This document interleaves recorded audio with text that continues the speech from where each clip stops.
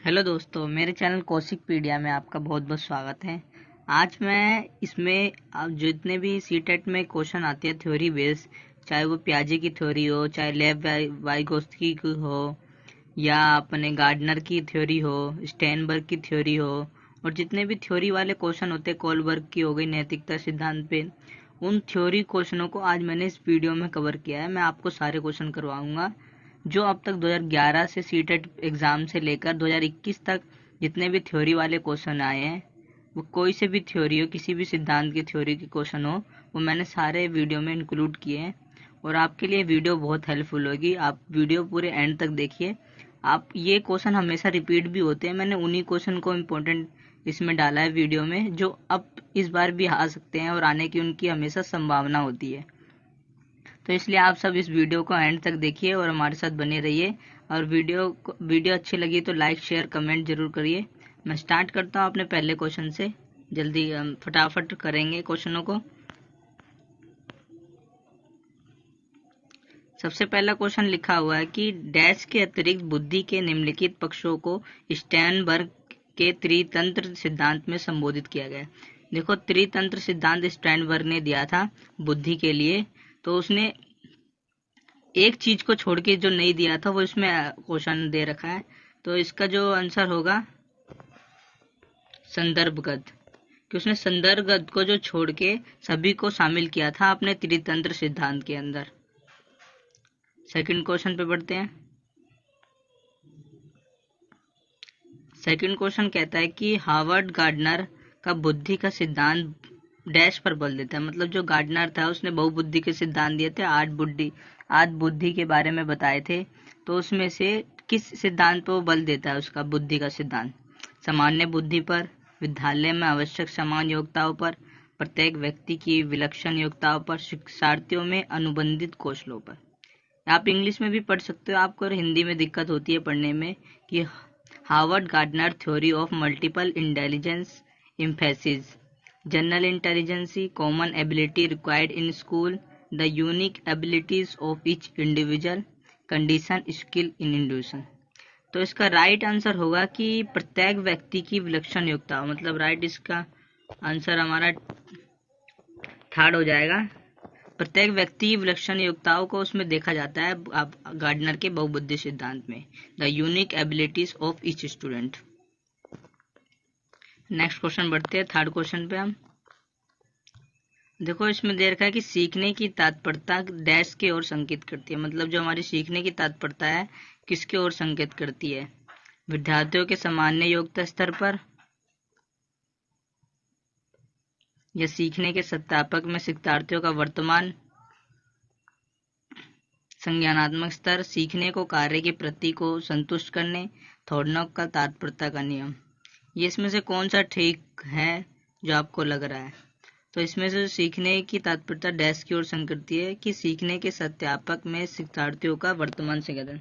देखा जाता है कि present continue level student of in the learning continuous, कि उसके जो लर्निंग कंटिन्यूस निरंतर हो रहा है तात्पर्यता के नियम से, सीखने किस प्रकार से हो रहा है वर्तमान में और कैसा हो रहा है, इसलिए इसका डैश की ओर संकेत करता है। मतलब सेकंड इसका आंसर ठीक हो जाएगा, सीखने के सत्यापक में शिक्षार्थियों का वर्तमान संज्ञानात्मक स्तर। अगले क्वेश्चन पे पढ़ते हैं। फोर्थ क्वेश्चन में लिखा है कि एक शिक्षिका अपने शिक्षार्थियों की इस रूप में मदद करना चाहती है कि वह एक स्थिति की अनेक दृष्टिकोण की सराहना कर सके। वह विभिन्न समूह में एक स्थिति पर वाद विवाद करके अनेक अवसर उपलब्ध कराती है।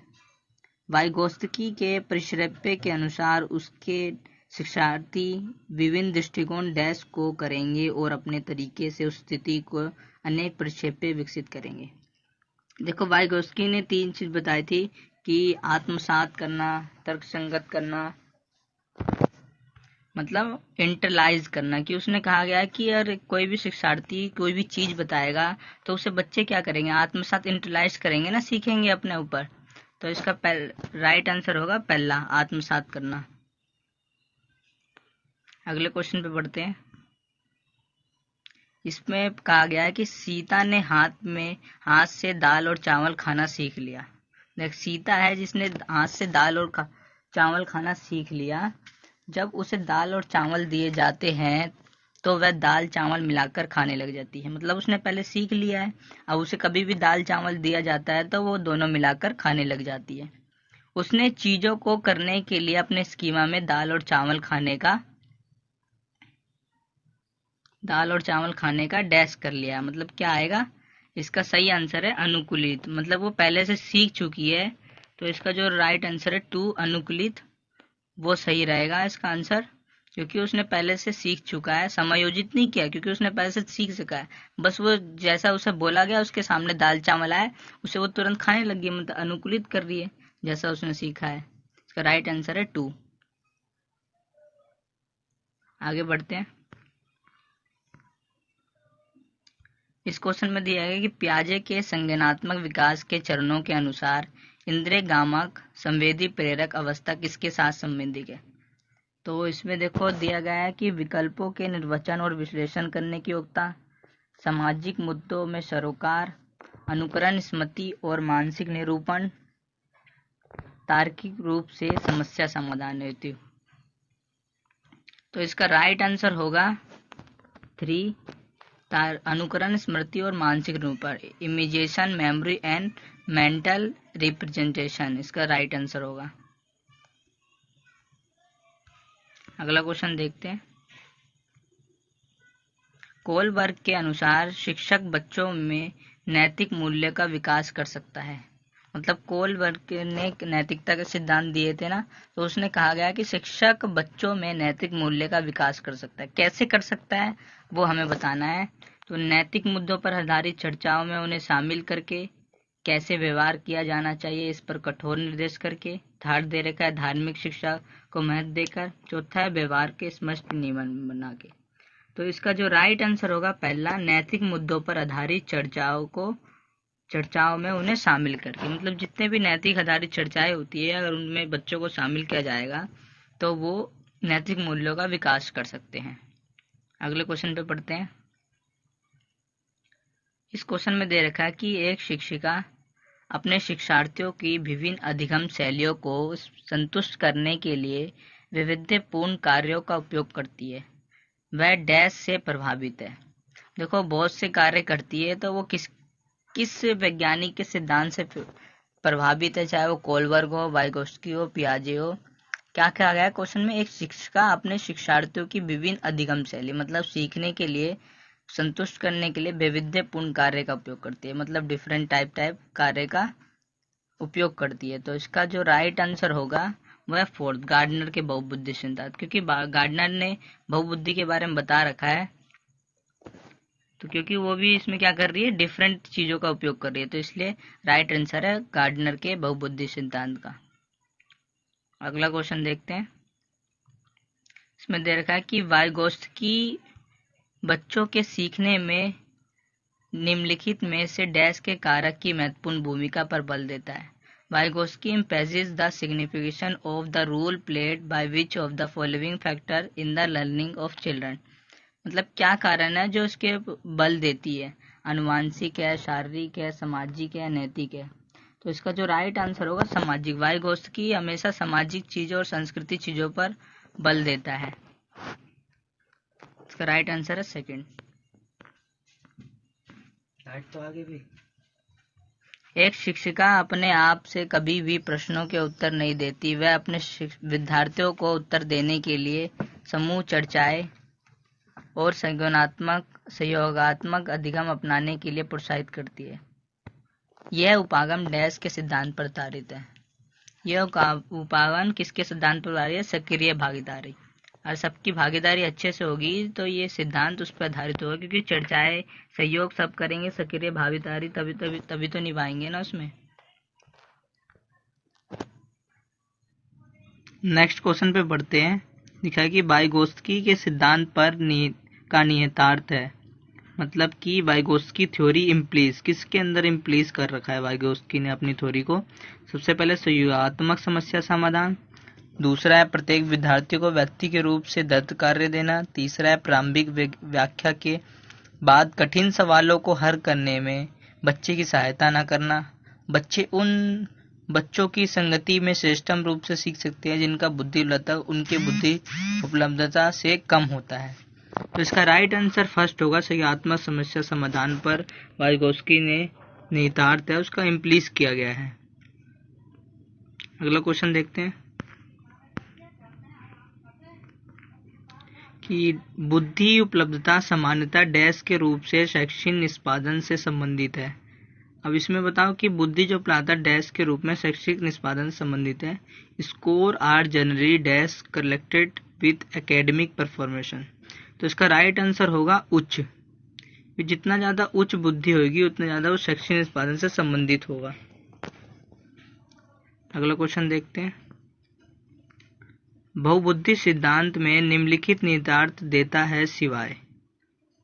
मतलब बहुबुद्धि का सिद्धांत जो गार्डनर ने दे रखा है इन सबको इम्प्लीस करता है डैश के सिवाय। मतलब क्या चीज है जिसको नहीं करता वो। पहला है विषयों को विभिन्न तरीके से प्रस्तुत किया जाता है। दूसरा है विविध तरीकों से सीखने का आकलन किया जाता है। तीसरा है संवेगात्मक बुद्धि बुद्धि उपलब्धि से संबंधित नहीं है। चौथा है कि बुद्धि प्रक्रम संक्रियाओं का एक विशेष समुच्चय है जिसका उपयोग एक व्यक्ति द्वारा समस्या समाधान के लिए किया जाता है। तो इसका जो राइट आंसर है वो 4 है।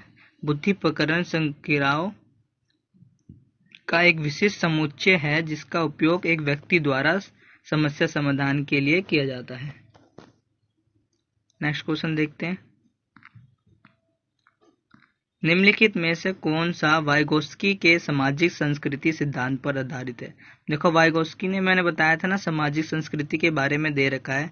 तो उसका कौन सा उसके सिद्धांत पर आधारित है। सक्रिय अनुकूलन पहला है। दूसरा है पारस्परिक शिक्षण। तीसरा है संस्कृति निक्षेप संज्ञानात्मक विकास। चौथा है अंतर्दृष्टि अधिगम। तो इसका जो राइट आंसर है वो सेकंड पारस्परिक शिक्षण के बारे में वाइगोस्की ने अपने संस्कृति और सामाजिक सिद्धांत के बारे में बता रखा है। तो राइट आंसर है सेकंड। अगला देखते हैं। ये बहुत बड़ा क्वेश्चन पूछा है। बहुत लेंथी क्वेश्चन भी आते हैं सीडी में। आप क्वेश्चनों को ध्यान से पढ़िए। एक शिक्षिका अपनी कक्षा से कहती है कि सभी प्रकार के प्रदत्त कार्यों असाइनमेंट का निर्माण इस प्रकार किया गया है कि प्रत्येक विद्यार्थी अधिक प्रभावशाली ढंग से सीख सके। अतः सभी विद्यार्थी बिना किसी अन्य की सहायता से अपना कार्य पूर्ण करें। वह कोलबर्ग के किस नैतिक विकास के चरण की ओर संकेत करते। कोलबर्ग ने 3 प्रकार के नैतिक विकास दिए थे। औपचारिक चरण, कानून और व्यवस्था, पूर्व औपचारिक चरण 5, सामाजिक संहिता पूर्व औपचारिक चरण 1, दंड परिवर्तन पूर्व औपचारिक चरण 2। तो इसका जो राइट आंसर है पहला है औपचारिक चरण 4। कानून और व्यवस्था के बारे में दे रखा है। जो इसमें असाइनमेंट और दे रखा है कि हमें कानून और व्यवस्था दी देती है कि हमें असाइनमेंट बनाना है तो बनाना होता है। अगला क्वेश्चन देखते हैं। निम्नलिखित में से कौन सा आलोचनात्मक दृष्टिकोण बहुबुद्धि सिद्धांत से संबंध नहीं है। मतलब कि जो बहुबुद्धि सिद्धांत दिया था उसमें जो कौन सा आलोचनात्मक है जिसकी आलोचना की जाती है से संबंध नहीं है। ये सुधारित नहीं है। दूसरा ये विविध बुद्धि भिन्न भिन्न विद्यार्थियों के लिए विभिन्न पद्धतियों की मांग करती है। तीसरा प्रतिभाशाली विद्यार्थी प्रत्येक क्षेत्र में ही अपनी विशिष्टता प्रदर्शित कर सकते हैं। चौथा है कि इसका कोई अनुभवात्मक आधार नहीं। तीसरा पॉइंट आपको देखो सही लग रहा है कि ये आलोचना की जा रही है प्रतिभाशाली विद्यार्थी प्रत्येक क्षेत्र में ही अपनी विशिष्टता प्रदर्शित करते हैं। नहीं, प्रतिभाशाली तो हर से क्षेत्र में अपनी प्रतिभा स्पष्ट कर सकता है ना, प्रदर्शित कर सकता है। इसका राइट आंसर है 3। नेक्स्ट क्वेश्चन देखते हैं कि बहुबुद्धि सिद्धांत को वैध नहीं माना जा सकता। क्यों नहीं माना जा सकता वैध बहुबुद्धि सिद्धांत को। पहला है कि विशिष्ट परीक्षणों के अभाव में भिन्न बुद्धियों का मापन संभव नहीं। दूसरा, ये सभी 7 बुद्धियों को समान महत्व नहीं देता। तीसरा, ये केवल अब्राहम मैस्लो के जीवन भर के सुदृढ़ अधुमात्मक अध्ययन पर आधारित है। चौथा, यह सर्वाधिक महत्वपूर्ण सामान्य बुद्धि जी के अनुकूलन से चाहते। तो इसका जो राइट आंसर है वो पहला हो जाएगा, विशिष्ट परीक्षणों के अभाव में भिन्न बुद्धियों का मापन संभव नहीं, क्योंकि ये वैध नहीं माना जाता इसलिए। इसका राइट आंसर है फर्स्ट।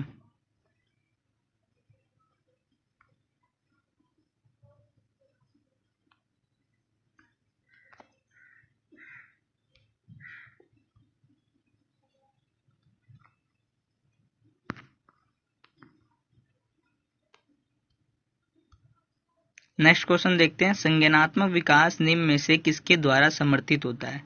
पहला पॉइंट है कि ऑप्शन है जितना संभव हो उतनी आवृत्ति से संगत और सुनियोजित परीक्षाओं का आयोजन करना। सेकंड दे रखा है उन गतिविधियों को प्रस्तुत करना जो पारंपरिक पद्धतियों को सुदृढ़ बनाती है। तीसरा एक समृद्ध और विविधतापूर्ण वातावरण उपलब्ध कराना। चौथा है संज्ञानात्मक की अपेक्षा व्यक्तिगत गतिविधियों पर अधिक ध्यान केंद्रित करना। तो इसका जो राइट आंसर है वो है 3, एक समृद्ध और विविधतापूर्ण वातावरण उपलब्ध कराना, जिससे कि संज्ञानात्मक विकास निम्न में से समर्थित होता है। इसी के कारण समर्थित होता है कि एक समृद्ध मतलब एक सही तरीके से providing A rich and varied environment, जिससे कि बच्चा सही से सीख सके। अगला क्वेश्चन देखते हैं, वाइगोत्स्की के सिद्धांत में विकास के निम्नलिखित में से कौन से पहलू की उपेक्षा होती है। देखो वाइगोत्स्की ने बहुत से सिद्धांत दिए थे अपने सिद्धांत में, तो किसकी उपेक्षा की जाती है, विकास के निम्नलिखित में से कौन सी उपेक्षा की जाती है। तो इसका जो राइट आंसर है जैविक, क्योंकि उसने जैविक के बारे में ऐसा कुछ कहा नहीं, समाज के बारे में कहा है, संस्कृति के बारे में कहा है, भाषा के बारे में, कि इन चीजों से बच्चा सीख सकता है, उसके लर्निंग डेवलपमेंट होता रहता है। तो इसका जो राइट आंसर है 3 जैविक, जिसकी वह उपेक्षा करता है। अगला क्वेश्चन देखते हैं कि 1 वर्ष तक के शिशु जब आंख, कान व हाथों से सोचते हैं तो निम्नलिखित में से कौन सा स्तर शामिल होता है। देखो ये जो आप दे रखा है पियाजे ने 4 स्टेज, इंद्रजनित, गामक स्थिरता, पूर्व संज्ञानात्मक स्थिरता, मूर्त है, फिर अमूर्त, चारों स्टेज दे रखे हैं। तो इसमें से क्या लिखा है कि 1 वर्ष तक के शिशु जब आंख, कान व हाथों से सोचते हैं तो निम्नलिखित में कौन सा स्तर शामिल होता है। तो इसका जो राइट आंसर है वो 3rd इंद्रजनित गामक अवस्था, हमारी जो सबसे पहली अवस्था है, उसी में तो बच्चे जब आंख, कान व हाथों से सोचते हैं ना। ऐसे तो अभी बाद में तो माइंड तो वो बाद में दूसरी अवस्था में लगाते हैं। उसका राइट आंसर है 3। अगला क्वेश्चन देखते हैं, रिया कक्षा पिकनिक तय करने हेतु ऋषभ से सहमत नहीं है। तो रिया है कक्षा पिकनिक तय करने हेतु ऋषभ से सहमत नहीं है।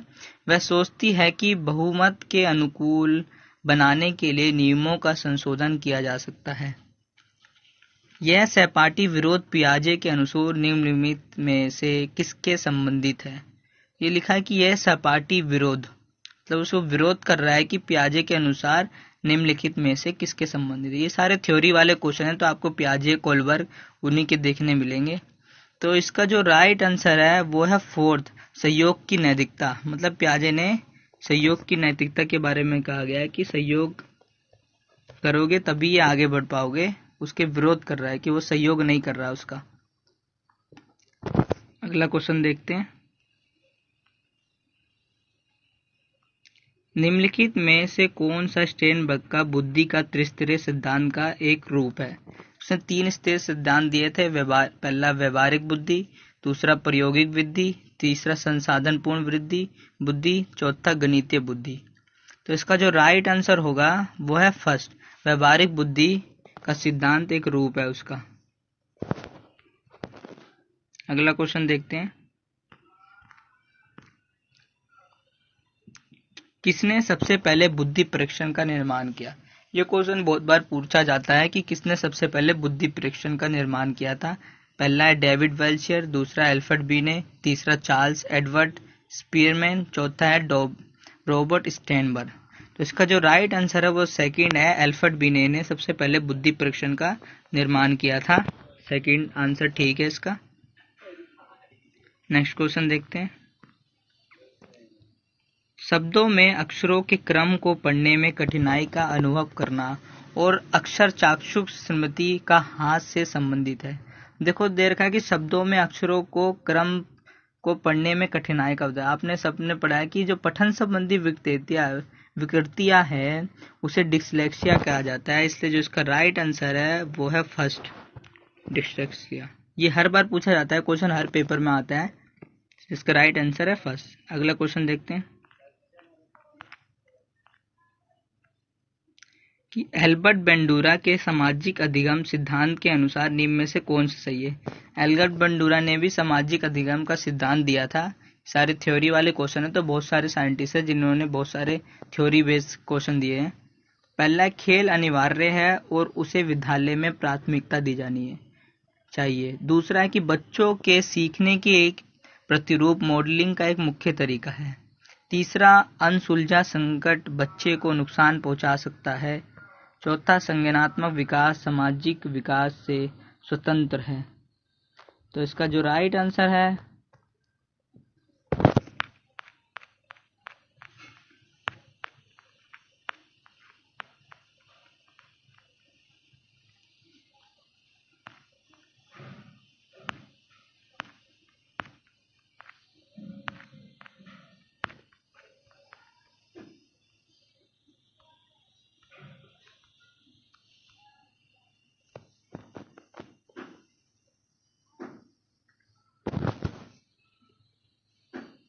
इसका राइट आंसर सेकंड हो जाएगा।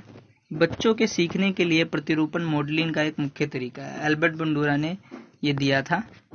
नेक्स्ट क्वेश्चन देखते हैं। जब बच्चे एक अवधारणा को सीखते हैं और उसका प्रयोग करते हैं तो अभ्यास उनके द्वारा की जाने वाली त्रुटियों को कम करने में मदद करता है। जब बच्चे किसी अवधारणा को सीखते हैं फिर उसका प्रयोग करते हैं और अभ्यास करके कुछ भी चीज करते हैं तो उनकी जो त्रुटियां है, गलतियां है, वो बहुत कम होती है। यह विचार डैश के द्वारा दिया गया है। किसके द्वारा? पहला है E.L. थॉर्डनाइक के द्वारा, दूसरा है जीन पियाजे के द्वारा, तीसरा है J.B. वॉटसन के द्वारा, चौथा है लेव वाइगोत्स्की के द्वारा। तो इसका जो राइट आंसर है J.B. वॉटसन ने ये दिया गया था कि बच्चे जब त्रुटि कोई भी चीज सीखते हैं, अवधारणाओं को सीखते हैं तो उसका प्रयोग करते हैं और अभ्यास के द्वारा की जाने वाली त्रुटियों को कम करते हैं। तो इसका जो राइट आंसर है 3, J.B. वॉटसन ने ये दिया था।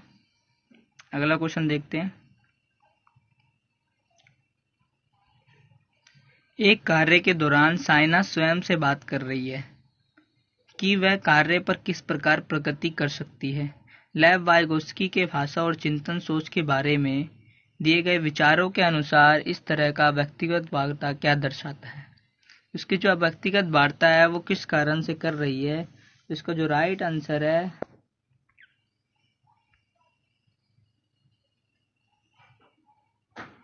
3 हो जाएगा। संज्ञानात्मक अप्रशिक्षता, कॉग्निटिव इमेच्योरिटी के ऊपर वो दर्शा रही है।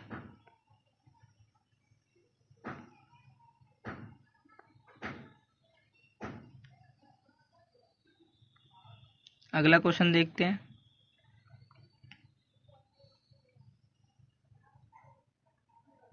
एक गतिविधि के दौरान छात्रों को संघर्ष करते देख एक अध्यापिका बच्चों को संकेत और इशारे जैसे क्या, क्यों, कैसे प्रदान करने का फैसला लेती है।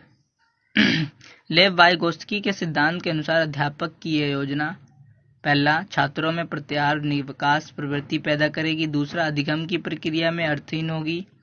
तीसरा, बच्चों को अधिगम के लिए अनुप्रेरित निष्पेष करेगी। चौथा, अधिगम के लिए पाठ आधारभूत संरचना का काम करेगी। तो इसका जो राइट आंसर है वो है 4th, क्योंकि इसने स्कॉफोल्डिंग की बात किसने करी है? वाइगोत्स्की ने स्कॉफोल्डिंग की बात करी है। तो इसका जो राइट आंसर होगा 4।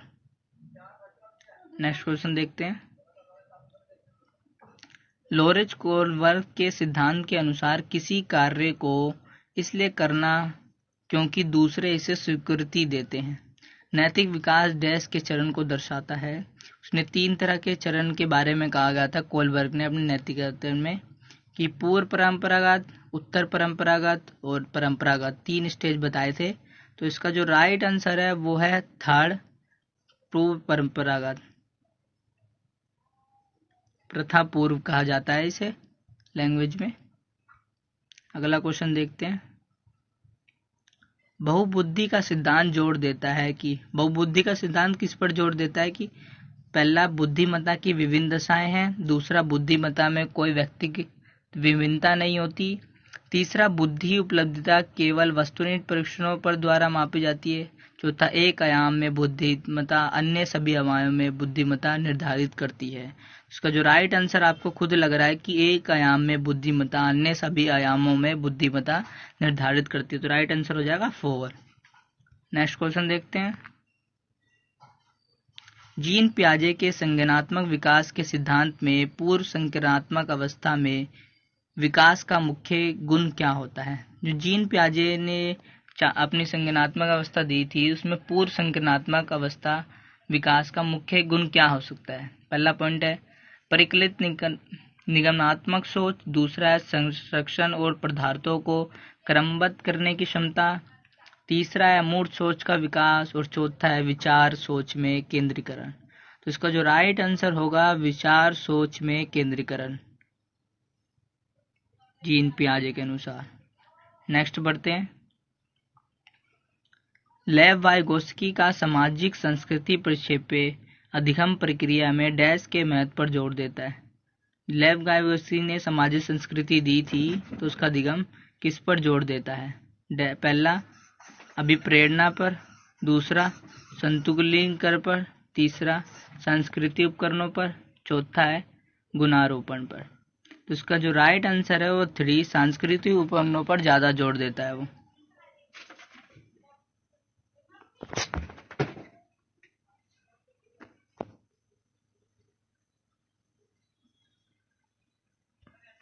नेक्स्ट क्वेश्चन देखते हैं। जीन पियाजे अपने संज्ञानात्मक विकास के सिद्धांत में संज्ञानात्मक संरचनाओं डैश के रूप में वर्णित करते हैं। पहला विकास का समीप क्षेत्र, दूसरा स्कीमा मनोबद्ध, तीसरा मनोवैज्ञानिक उपकरणों, चौथा उद्दीपक अनुक्रिया संबंध।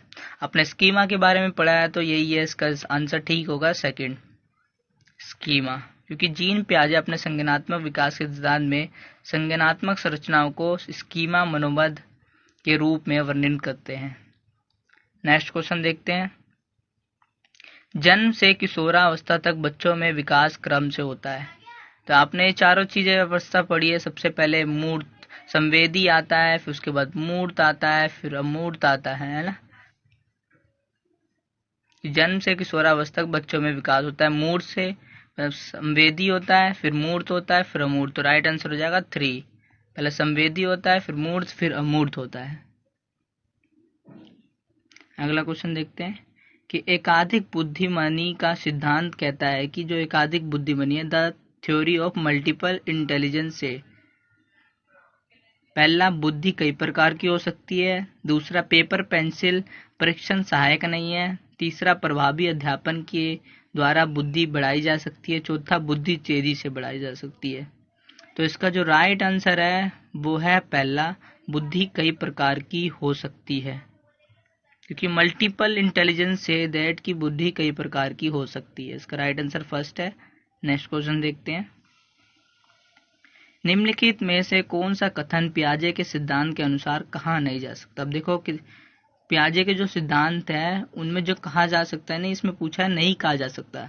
तो देखते हैं ऑप्शन हम। पहला, बच्चे अपनी दुनिया के बारे में ज्ञान का निर्माण और उपयोग करते हैं, दूसरा निरंतर अभ्यास से अधिगम होता है, तीसरा बच्चे अपने पर्यावरण पर क्रिया करते हैं, चौथा विकास गुणात्मक चरणों में होता है। तो इसका जो राइट आंसर है वो है सेकंड, निरंतर अभ्यास से अधिगम होता है।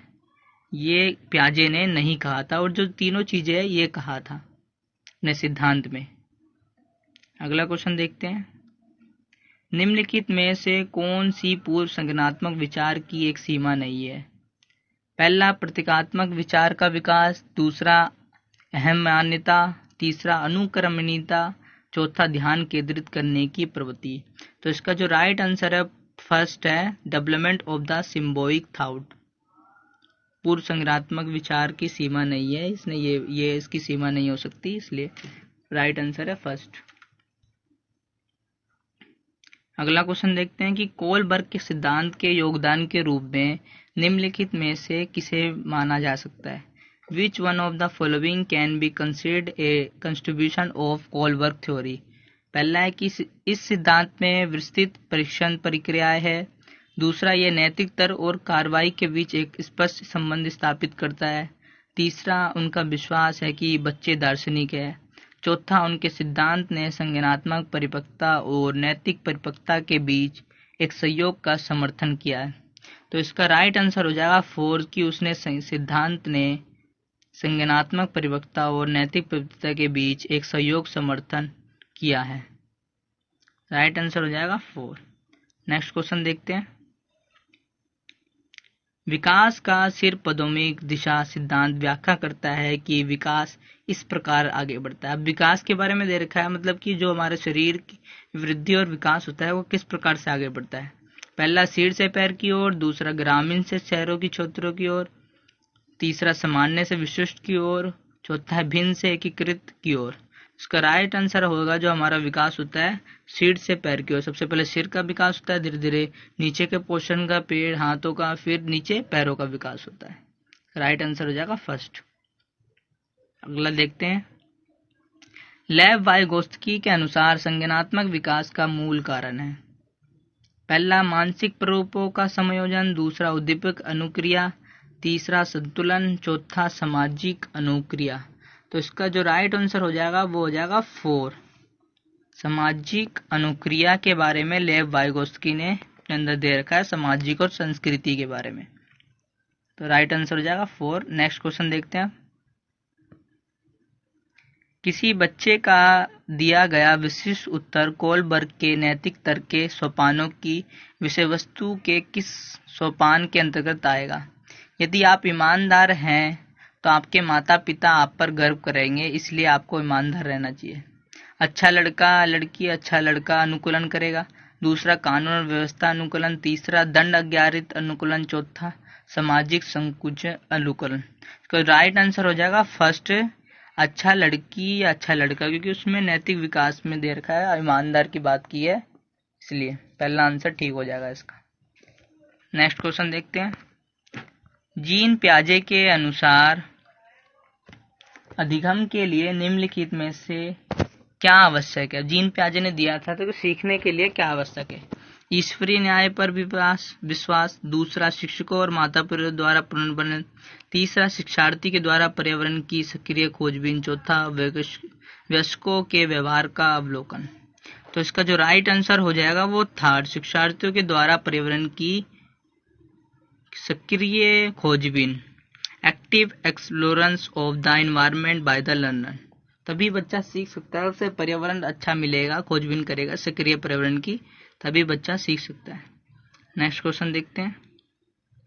जीन पियाजे के अनुसार प्ररूप स्कीमा निर्माण वर्तमान योजनाओं के अनुरूप बनाने हेतु नवीन जानकारी में संशोधन और नवीन जानकारी के आधार पर पुरानी योजनाओं में संशोधन के परिणाम के रूप में घटित होता है।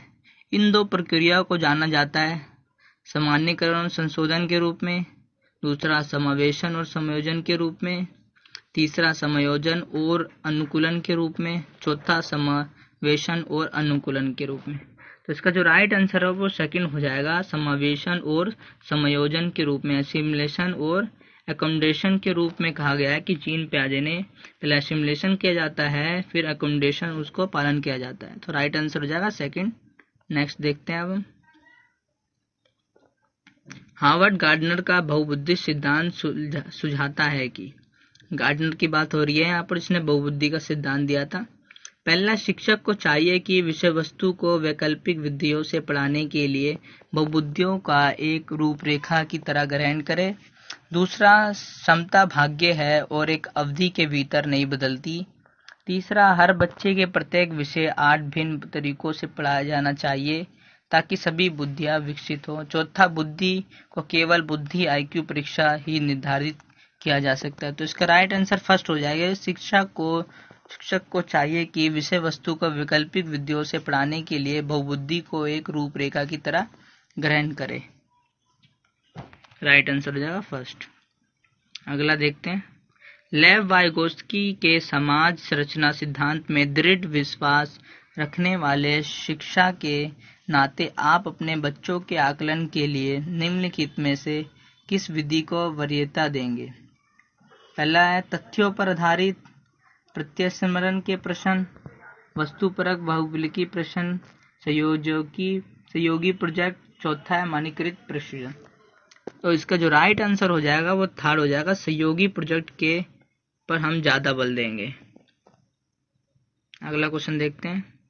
जीन पियाजे के अनुसार बच्चे, अब जीन पियाजे के अनुसार बच्चे कैसे हैं? पहला, ज्ञान को सक्रिय रूप से संरचित करते हैं, जैसे जैसे वह दुनिया में व्यवहार कौशल का प्रयोग करते हैं तथा अन्वेषण करते हैं। दूसरा, प्रश्नात्मक अधिगम की प्रक्रिया का अनुसरण करते हुए दूसरों का अवलोकन करके सीखते हैं। तीसरा, को उद्दीपन अनुक्रिया संबंधों के सावधानीपूर्ण नियंत्रण के द्वारा एक विशेष तरीके से व्यवहार करने के लिए अनुबंधित किया जा सकता है। चौथा, को पुरस्कार एवं दंड के सिद्धांतों का प्रयोग करके हुए विशिष्ट तरीकों से व्यवहार करना एवं सीखना सिखाया जा सकता है। तो इसका जो राइट आंसर होगा वो हो जाएगा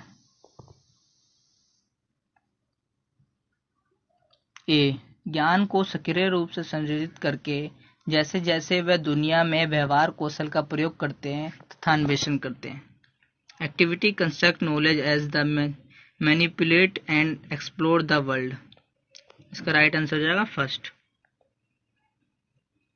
नेक्स्ट क्वेश्चन देखते हैं। एक बच्चा तर्क प्रस्तुत करता है कि हिंज को दवाई की चोरी नहीं करनी चाहिए। वह दवाई जो उसकी पत्नी की जान बचाने के लिए जरूरी है, क्योंकि यदि वह ऐसा करता है तो उसका पकड़ा जाएगा और जेल में भेज दिया जाएगा। कोलबर्ग के अनुसार वह बच्चा नैतिक समझ की किस अवस्था के अंतर्गत आता है। कोलबर्ग ने जो 3 नैतिकता के स्तर दिए थे उसके अंदर वो किस अवस्था में आता है। तो इसका जो राइट आंसर होगा वो होगा थर्ड, दंड एवं आज्ञापालन। क्योंकि इसमें अगर कुछ भी वो गलत करता है तो उसे दंड दिया जाएगा या आज्ञापालन अधिविन्यास, द पनिशमेंट एंड ओबीडियंस और इंटेंशंस। इसका राइट आंसर होगा 3।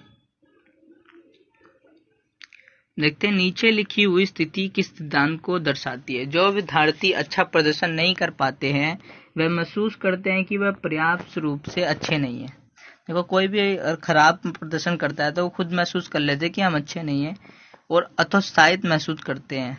तब उनमें बिना प्रयास के कार्य को आसानी से छोड़ देने की संभावना आ जाती है। पहला है कि संज्ञान एवं संवेग अलग नहीं है। दूसरा, संज्ञान एवं संबंधित नहीं है। तीसरा, आनुवांशिकता एवं पर्यावरण अलग नहीं है। चौथा, आनुवांशिकता एवं पर्यावरण संबंध नहीं है। तो इसका जो राइट आंसर हो जाएगा वो फर्स्ट हो जाएगा, संज्ञान एवं संवेग अलग नहीं है। ये दोनों एक दूसरे से जुड़े हुए हैं। अगर संज्ञान में कुछ परिवर्तन आता है तो इसमें भी कुछ न कुछ परिवर्तन आएगा।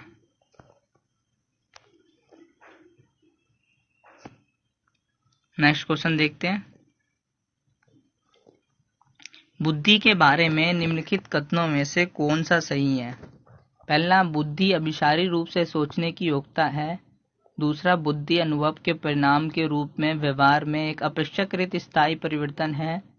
तीसरा, बुद्धि एक आनुवंशिक विशेष है जिसमें मानसिक गतिविधियों जैसे स्मरण एवं तर्क शामिल होती है। चौथा, बुद्धि बहुआयामी है जिसमें बुद्धि प्रश्नों के द्वारा पूर्ण रूप से परिमेय न की जाने वाली योग्यता शामिल है। इसका जो राइट आंसर हो जाएगा फोर्थ हो जाएगा कि बुद्धि बहुआयामी है जिसमें बुद्धि प्रश्नों के द्वारा पूर्ण रूप से परिमेय न की जाने वाली योग्यता शामिल है। अगला क्वेश्चन देखते हैं। जीन पियाजे के सिद्धांत का प्रमुख प्रस्ताव है कि पहला, बच्चों की सोच वयस्कों से निम्न होती है। दूसरा, बच्चों की सोच वयस्कों से बेहतर होती है। तीसरा, बच्चों की सोच मात्रात्मक रूप से होती है। चौथा, बच्चों की सोच गुणात्मक रूप से होती है। तो इसका जो राइट आंसर होगा वो गुणात्मक रूप से होती है। बच्चों की सोच वयस्कों से भिन्न होती है और इसका राइट आंसर हो जाएगा 4। अगला क्वेश्चन देखते हैं। निम्नलिखित में से कौन सा विकास के व्यापक आयामों की सही पहचान करता है। मतलब जैसे जैसे विकास होता है तो कौन सा जो आयाम है वो सही पहचान करता है। पहला, शारीरिक, संज्ञानात्मक, सामाजिक और संवेगात्मक। दूसरा है कि संवेग, बौद्धिक, अध्यात्मक एवं तीसरा है शारीरिक, व्यक्तित्व, अध्यात्मक एवं संवेगात्मक। चौथा है सामाजिक, शारीरिक, व्यक्तित्व। तो इसका जो राइट आंसर हो जाएगा फर्स्ट है। सबसे पहले शारीरिक आता है, सामाजिक, संज्ञानात्मक आता है, सामाजिक और संवेगात्मक। ये इसका जो राइट आंसर हो जाएगा जो हम सीडीपी में पढ़ते हैं, शारीरिक, संज्ञानात्मक, सामाजिक और संवेगात्मक। अगला क्वेश्चन देखते हैं। लेव वाइगोस्की के अनुसार अधिगम है। अब लेव वाइगोस्की के अनुसार अधिगम क्या है, सीखने की प्रक्रिया क्या है। पहला, एक सामाजिक गतिविधियां है, एक व्यक्तिगत गतिविधियां है, एक निष्क्रिय गतिविधियां है, एक अनुबंधित गतिविधियां है। तो वाइगोस्की ने सामाजिक के बारे में कहा रखा है तो इसलिए गतिविधियां है, एक सामाजिक गतिविधियां। राइट आंसर फर्स्ट हो जाएगा। निम्नलिखित में से कौन सा पूर्व क्रियात्मक अवस्था काल के बच्चों की विशेषित करता है? पूर्व क्रियात्मक अवस्था जो जीन पियाजे ने दे रखी है उसके अंदर क्या विशेषित करता है? पहला वर्तुल प्रतिक्रिया, दूसरा लक्ष्य निर्धारित व्यवहार, तीसरा विलंबित अनुकरण, चौथा विचारों की अनुक्रियात्मक रिवर्सिबिलिटी ऑफ थॉट। इसका राइट आंसर हो जाएगा 4, विचारों की अनुक्रियात्मक। या नेक्स्ट क्वेश्चन देखते हैं। निम्नलिखित में से कौन सी लॉरेंज कोलबर्ग के द्वारा प्रस्तावित नैतिक विकास की एक अवस्था है? पहला प्रस्तुति अवस्था, दूसरा सामाजिक अनुबंध विन्यास, तीसरा मूल संज्ञानात्मक अवस्था, चौथा उद्योग बनाम अधीनता अवस्था। इसका राइट आंसर हो जाएगा सेकंड, सामाजिक अनुबंध अविनाश। उसने दे रखा था लॉरेंज कोलबर्ग ने, सेकंड इसका राइट आंसर हो जाएगा। अगला क्वेश्चन देखते हैं। निम्नलिखित में से किस मनोवैज्ञानिक ने बच्चों के ज्ञान के सक्रिय जिज्ञासु के रूप में देखते हुए उनके चिंतन पर सामाजिक एवं सांस्कृतिक विषय वस्तु के प्रभाव को महत्व दिया? इसका जो राइट आंसर हो जाएगा वो हो जाएगा लेव वाइगोत्स्की ने ये चीजें के बारे में दिया गया था कि बच्चे सक्रिय जिज्ञासु के रूप में देखते हैं। अगला क्वेश्चन देखते हैं। जिग-जॉब पहली करते समय 5 वर्ष की नजमा स्वयं से कहती है, नीला टुकड़ा कहाँ है? नहीं, ये वाला नहीं, गाढ़े रंग वाला, जिससे ये जूता पूरा बन जाएगा। इस प्रकार की वार्ता को वाइगोत्स्की किस तरह संबोधित करते हैं? व्यक्तिगत वार्ता पहला, दूसरा जोर से बोलना, तीसरा पाठ, चौथा आत्मकेंद्रित। इसका जो राइट आंसर हो जाएगा व्यक्तिगत वार्ता की वो प्राइवेट स्पीच खुद ब खुद ही मन बनाने बड़बड़ाने लग जाती है। ये हमारी अवस्था 3 साल के बाद स्टार्ट हो जाती है। इसका राइट आंसर हो जाएगा फर्स्ट। अगला क्वेश्चन देखते हैं। बच्चे के संज्ञानात्मक विकास के संदर्भ में निम्नलिखित में से कौन सी पियाजे की संरचना है? पहला स्कीमा, दूसरा अवलोकन अधिगम, तीसरा अनुबंध, चौथा प्रबंधन। तो आपको पता है पियाजे ने स्कीमा के बारे में दे रखा था, इसका राइट आंसर हो जाएगा, इसका राइट आंसर हो जाएगा स्कीमा फर्स्ट। अगला क्वेश्चन देखते हैं। निम्नलिखित कथनों में से कौन सा बुद्धि के बारे में सही है? पहला, बुद्धि एक निश्चित योग्यता है जो जन्म के समय ही निर्धारित होती है। दूसरा, बुद्धि को मानकीकृत प्रश्नों के प्रयोग से सटीक रूप से मापा या निर्धारित किया जा सकता है। तीसरा, बुद्धि एक एकात्मक कारक तथा एक एकाकी विशेषक है। चौथा, बुद्धि बहुआयामी है तथा जटिल योग्यताओं का एक समूह है। इसका राइट आंसर हो जाएगा बुद्धि एक बहुआयामी है तथा जटिल योग्यताओं का एक समूह है। राइट आंसर हो जाएगा 4। अगला क्वेश्चन देखते हैं। संरचनावादी सिद्धांतों के अनुसार अधिगम के बारे में निम्नलिखित कथनों में से कौन सा सही है? पहला, अधिगम पुनरुत्पादन एवं स्मरण शक्ति प्रक्रिया है। दूसरा, अधिगम यंत्रवत याद करने की प्रक्रिया है। तीसरा, अधिगम आवृत्तीय संबंध के द्वारा व्यवहारों का अनुबंधन है। चौथा, अधिगम सक्रिय विनियोजन के द्वारा ज्ञान की संरचना की प्रक्रिया है। तो इसका जो राइट आंसर हो जाएगा वो हो जाएगा 4, अधिगम सक्रिय विनियोजन के द्वारा ज्ञान की संरचना की प्रक्रिया है। राइट इसका हो जाएगा 4। तो हमारे सारे 60 क्वेश्चन एंड होते हैं। मैंने आपको 60 क्वेश्चन करवाए थ्योरी बेस पे। तो जितने भी थ्योरी है, लॉरेंज कोलबर्ग हो गया, वाइगोत्स्की हो गया, पियाजे हो गया, स्केनबर्ग हो गया, गार्डनर हो गया, सारे थ्योरी क्वेश्चन हर बार रिपीट होते हैं। आपने देखा होगा कि एक जैसे क्वेश्चन थे, स्कीमा के बारे में हो गया, जीन पियाजे के जो 4 स्टेज है उनके बारे में होगा। तो यही क्वेश्चन है जो हर बार पूछे जाते हैं और ये सारे क्वेश्चन रिपीटेड क्वेश्चन होंगे और आगे वाले जो भी एग्जाम है सीटेट के उनमें जरूर पूछे जाएंगे।